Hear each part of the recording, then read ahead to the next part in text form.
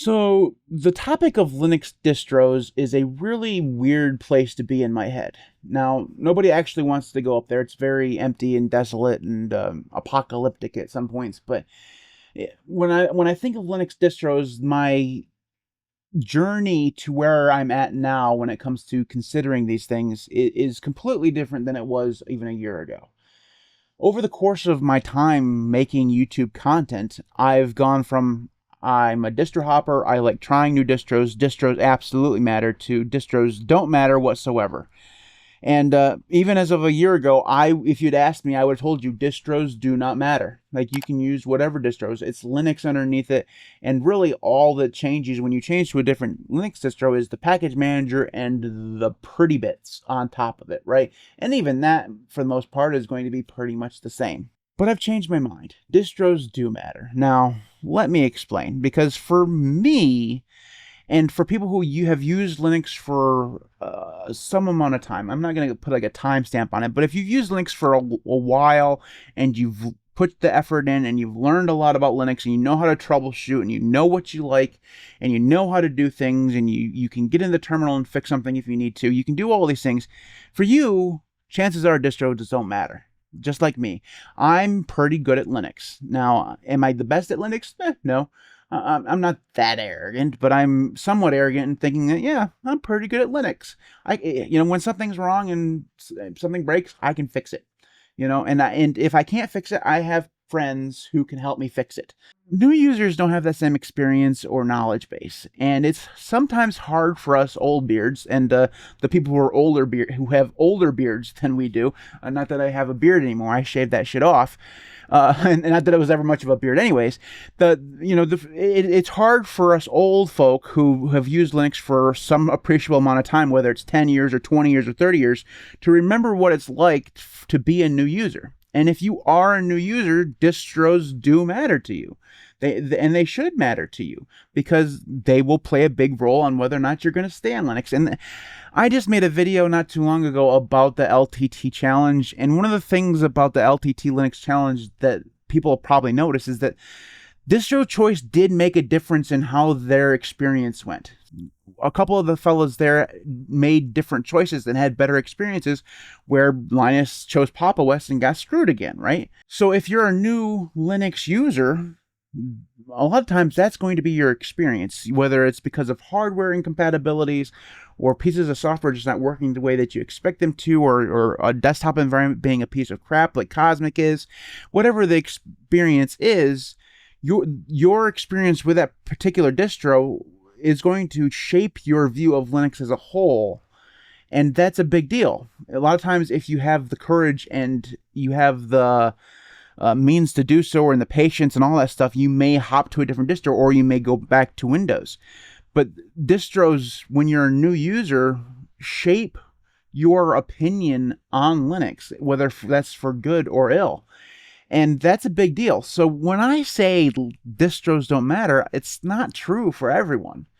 And that's a change in my perspective, because, like I said, for the longest time, I said distros don't matter. And I think that eventually, as you go along, like I say, you're going to find that distros matter less and less. Like for me, it just doesn't matter.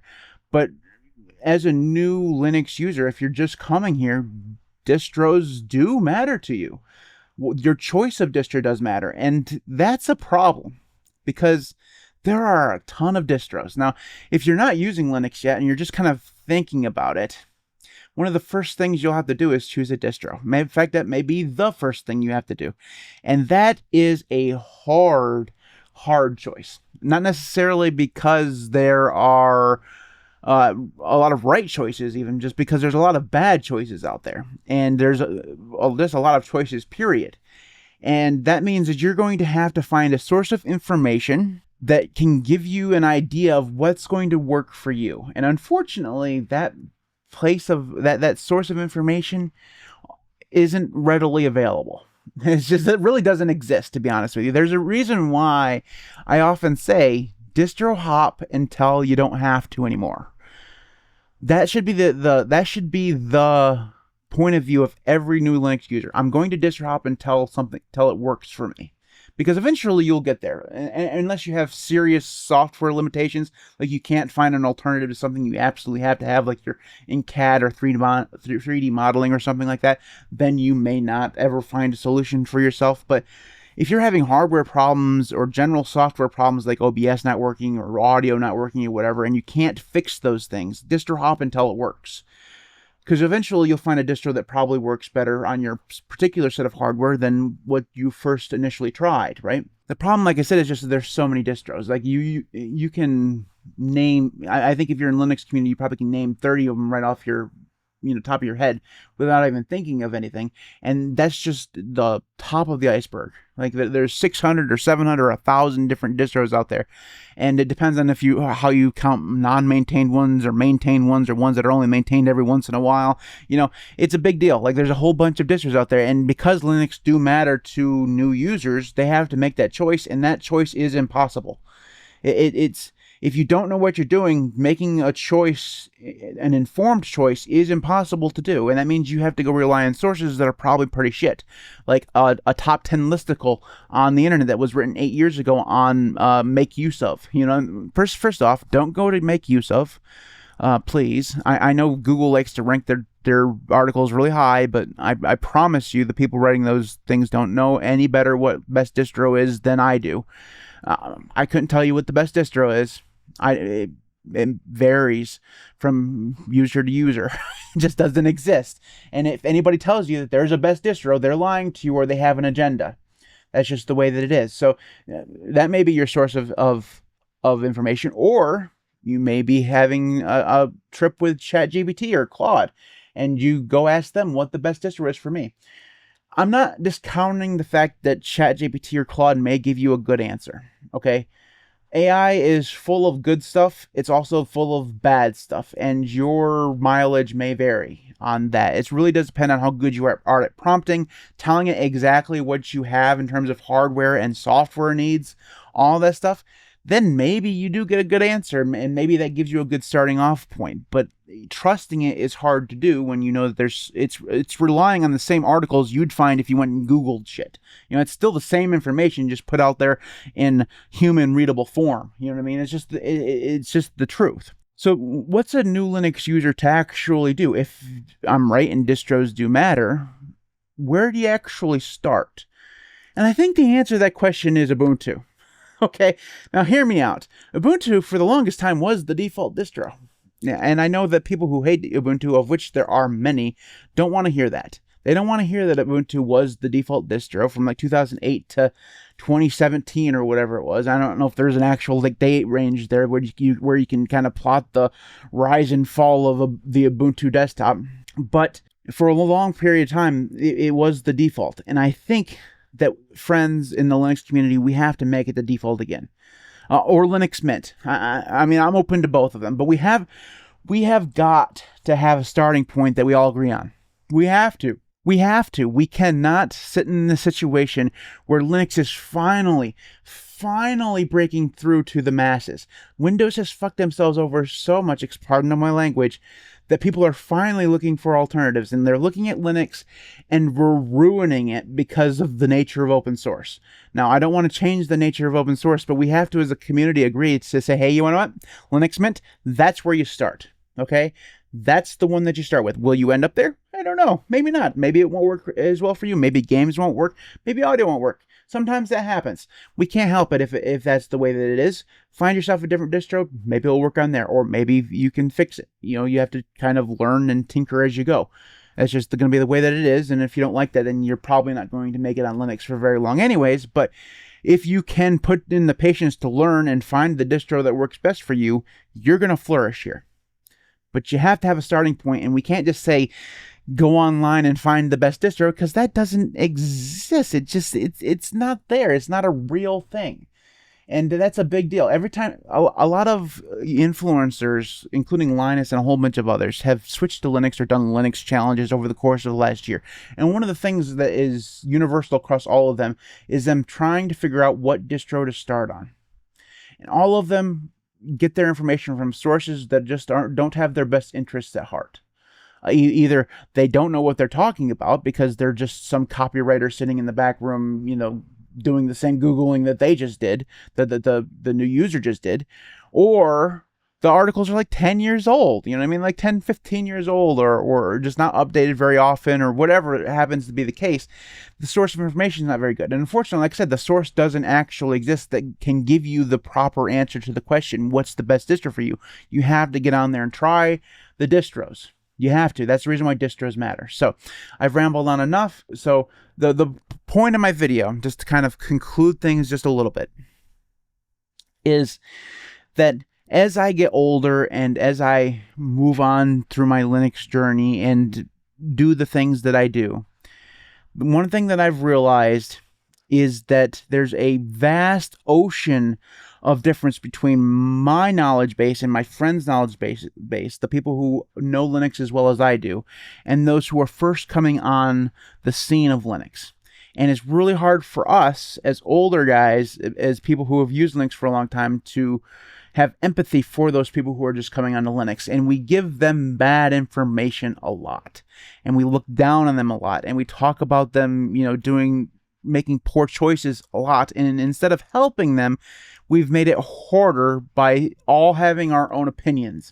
And I know we're not going to fix that problem. Everyone has their own opinions. Like my opinion that Linux Mint's probably going to be the best distro for new users is going to be something that a lot of people aren't going to agree with. They're going to say that it's, maybe they think it's Ubuntu, maybe they think it's a Fedora, maybe they think it's Debian. Everyone's going to go out there and have their own opinion about this, and that is just going to confuse people even more. Especially when you get the evangelists among us who say, well, this is the best distro, and if you don't choose it, you're not very, smart. Step aside, asshole, okay? You're not welcome here. So distros do matter, and if you're watching this video and you're new to Linux or you're thinking of using Linux, my advice, and just take this with a grain of salt that you should, is to try a distro. It doesn't matter which one. It really, really doesn't. I would prefer you use Linux Mint because you'll probably have a better experience. But just know that you're probably going to have to change. Maybe you won't. Maybe you'll get lucky. But there's a good chance that you're going to have to distro hop a few times until you get it right. And you learn enough to the point where you can troubleshoot and you can ask questions in the proper way. And you can do all the things that you need to do actually make Linux work for you. It's going to take some time. It's going to take time and effort and changing to different distros and choosing different software options and all of this stuff. None of it is going to be a quick out-of-the-box solution. Linux, for all we say works out of the box, doesn't actually work out of the box for most people. And that's the thing. We have to come to that realization as a community that Linux doesn't work out of the box. It's not like we're saying Windows does work out of the box. Windows doesn't work out of the box either. Nothing works out of the box. You have got to put effort into it in order to get it to work the way you want it to work. The difference is if you've been a Windows user for a long time and you're just and you get a new computer and it has Windows on it, you know how to set that up. You have the knowledge. When you switch to Linux, you don't have the knowledge. You have to acquire the knowledge. You have to learn. And it's the same process. You just have already learned for Windows. Now you have to learn for Linux. And that process isn't cheap, and it's in terms of time or effort. You know what I mean? You have to put in the time and effort in order to do anything worth doing. So, ramble done. If you are interested in this or you have any comments or whatever, you can leave those in the comment section below. I'd love to hear from you. You can follow me on Mastodon or Odyssey. Those links will be in the video description. You can support me on Patreon at patreon.com/thelinuxcast. I think I put the URL here somewhere, patreon.com/linuxcast. There you'll find a weekly exclusive podcast that I do for all my supporters. Basically just me sitting in front of a microphone for 15 minutes or so, just rambling on about whatever it is I choose to ramble on about. So if that sounds appealing for you guys, which I always sell it so well, you can find it on Patreon or in the YouTube membership stuff down below. Thanks to everybody who does support me on Patreon and YouTube. You guys are all absolutely amazing. Without you, the channel just would not be anywhere near where it is right now. So thank you so very much for that. I really do appreciate it. I know I haven't made as many videos recently as I used to. I made a video talking about my burnout and all that stuff. It's still the truth. Between a new job that I don't like all that much, I'll just leave that there. for obvious reasons, and general YouTube burnout and some Linux burnout and community burnout and all this stuff. Haven't made many videos recently, but working my way back to it. Made 2 today, so winning, as Charlie Sheen would say. Anyways, that's it for this one. Thanks everybody for watching. I hope you have a wonderful day. I will see you next time.